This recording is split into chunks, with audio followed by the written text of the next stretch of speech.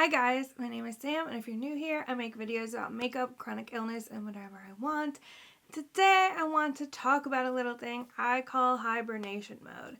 I know some people might refer to this as SAD or seasonal affective disorder, but I think it's a little different for people with chronic illness, so I want to approach it from how it interferes with my day-to-day life and how it probably impacts you as well. So if you think, I am so sorry, my voice is doing its own thing today. So if you find that it's almost impossible to keep a sleep schedule in the winter, you are not alone. I have been consistently staying up until like 4 o'clock and then sleeping until 1 in the afternoon, no matter what I do. And the other day I went to sleep at midnight and I still didn't wake up until 1 o'clock in the afternoon. My body is just kind of going a little haywire. While this time of the year is hard for everyone, I notice it's especially hard on those of us who have chronic illnesses. Our bodies are already working especially hard to function, so when you add in another factor like time change, weather change, lack of sunlight, it kind of makes the system stress out and burn what limited energy we have much quicker. For a lot of us, we live somewhere where it cools off significantly this time of year, and so we have the challenge of our bodies attempting to keep us warm. Trying to keep warm takes a lot of energy for everyone, but when your thermostat already doesn't work too well, that's a whole different story. So for me, I have this issue where I can't warm up easily without assistance. I have to wear layers, I have to get a heating pad, etc. And then my body doesn't know when to stop. It doesn't reach warm and then decide, okay, we're comfortable. It just keeps going. So then I get too hot and I have to kind of undo everything I just did. Maybe you can relate to this. So I think that a lot of people don't understand how difficult it is when you have to manually regulate your temperature. For most people, if you get hot, in the summer, you could just sit in front of a fan or do something to cool off, but our body temperature doesn't just want to respond to an outside force so easily like a fan. It's just like, no, you need to do this. You need to run your pulse points under cold water. Like, there are things that you have to do. I'm not going to do any work. And when we get cold, an average person, their body burns energy to warm itself up. And yeah, maybe they're a little more sluggish, but it works out. For us, our body just doesn't know how to warm up. So you have to manually do it through clothes, heaters, etc. And it's extra exhausting. I mentioned layers. Layers are absolutely your best friend because it makes manually warming and cooling yourself so much easier. I struggle to wear things like long sleeve shirts and sweaters without a layer underneath because I need to be able to cool myself down if I overheat, or else I'll get sick because my body will not find a way to do that itself. So with layers, like these are my pajamas. We're having a pajama day because I am struggling. I have a robe and I have a t-shirt because I can't just do like a long sleeve pajama because if I get too hot, I'm kind of like stuck. I'd have to go change. Heating pads are also a great assistant in this because it really helps your body not have to work so hard to warm itself up because you have an outside source of heat doing a lot of the work. I could not survive in this climate without a heating pad of some sort.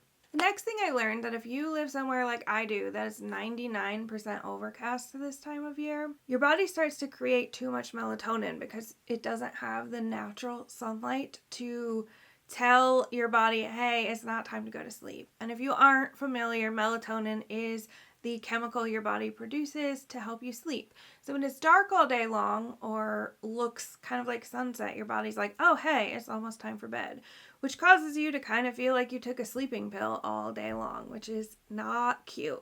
For this, I recommend a sunlight lamp. I have mine here. So this is what it looks like, and it's just a very bright light, as you can see.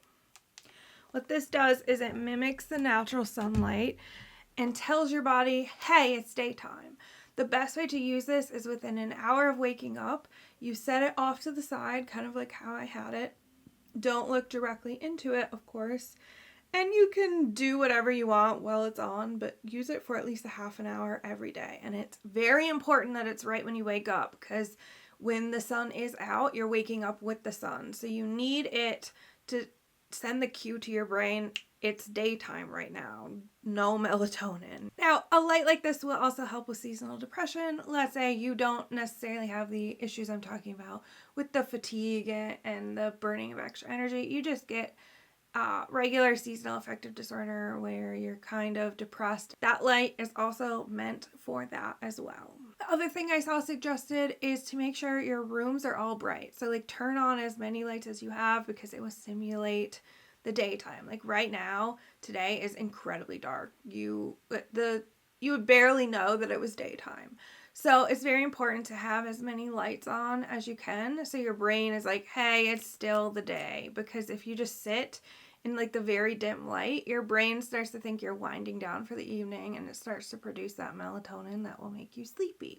The hardest part here, I'm going to say, is the sleep schedule. If you're anything like me, your body is going to want to sleep a lot more than it does at other parts of the year. I've been sleeping probably 12 plus hours every day, and it's really hard to get things done, which is why I did, very light makeup and I'm wearing my pajamas today, is because I wanted to film, I needed to film, but I don't have the energy to do much else aside from that. I definitely agree that sleep schedules are important, but I think the normal and suggested sleep schedule is a little bit ableist. It wants you to function on a 9 to 5 schedule, wake up at 7 o'clock, etc. And not all of our bodies work that way. First of all, there have been a lot of studies and research into just that some people are natural night owls and some people are natural early birds. I almost said morning birds. Early birds. And you can't force yourself. You can't force an early bird to be a night owl and vice versa. So I think as long as your lifestyle and schedule allows it, going with what your body is telling you to do is a good idea. Now, I will say my 4 a.m. to 1 p.m. is not natural for me, and it is changing now that I'm using the lamp seasonally. My suggestion for the lamp is start using it a little bit before you need it, because it does take some time to kind of kick in. And I made the mistake of waiting too long, so now it's going to take a little bit longer for everything to reset. I should have started it before my sleep schedule got messed up. But what I'm saying is, if your body doesn't want to wake up until 10:30, 11 o'clock in the morning, you're not lazy. You are not wasting your day. You are listening to your body. Your body needs rest. It tells you exactly what it needs all the time. We just have to learn to listen. All of these winter things are extra tasks for our bodies that are already working so hard, and it makes sense in the context of other mammals change their eating patterns and sleeping patterns with the seasonal change. So it makes sense that in a degree it would work for us as well. You might need to sleep a little more. You might find yourself hungrier. You might find yourself wanting more things like carbohydrates, and that's all completely normal because of how much energy it takes to keep yourself warm and also keep yourself awake when your body is clearly not wanting to be awake. Those things are all normal, and your body will tell you everything it needs. We just have to learn to pay attention to those cues. Make sure that you're not shaming yourself or feeling like you're not productive if you're not waking up at 7 o'clock in the morning, because you know what? You can vacuum at 8 o'clock at night if you're more awake there than 8 o'clock in the morning. I don't think that it's normal to force people into these schedules that just aren't working for them, especially if it's detrimental to their health. As we head into the holidays, Christmas is 2 weeks away, and then New Year's, it's wild that it's coming up so quickly. Remember that rest is vital. You could say no. Your needs are more important than anything else. Don't put yourself in a bad position, and don't burn yourself out just because other people are telling you what you should and should not do. If you have to sleep until the afternoon and you show up to Christmas late, that's okay. It's a Christmas gift to yourself by taking care of you. Also, I just want to add in here, please take precautions if you're going to be doing gatherings, because you really don't want to add any extra illnesses to what you're already dealing with. And there's so many things that are being passed around right now that you just really don't want any of them.